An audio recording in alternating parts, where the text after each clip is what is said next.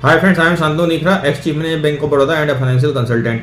तो आज बात करेंगे हेल्थ इंश्योरेंस के बारे में। अगर आपके पास हेल्थ इंश्योरेंस पॉलिसी है या आप फर्स्ट टाइम लेने जा रहे हैं तो आपको क्या क्या पॉइंट्स ध्यान रखने चाहिए हेल्थ इंश्योरेंस पॉलिसी लेते वक्त। सबसे पहला पॉइंट, इसमें आपकी रूम रेंट कैपिंग नहीं होनी चाहिए। जैसे बहुत सी पॉलिसी में 1% रूम रेंट की कैपिंग होती है, मतलब मैक्सिमम 5000।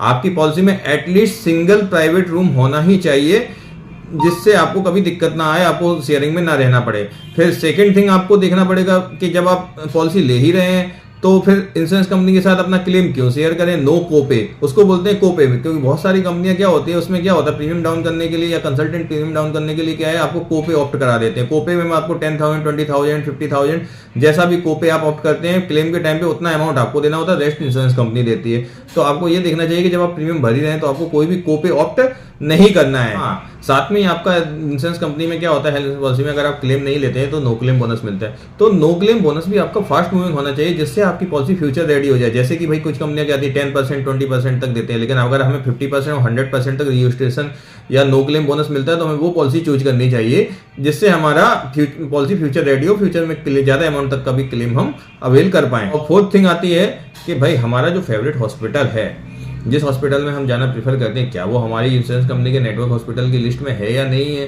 क्योंकि अगर वो नेटवर्क हॉस्पिटल में नहीं है तो आपका रीइंबर्समेंट क्लेम में जाएगा, और अगर नेटवर्क हॉस्पिटल में है तो आप कैशलेस में उसको जाके अपना मेडिकल ट्रीटमेंट करा सकते हैं without any tension of money.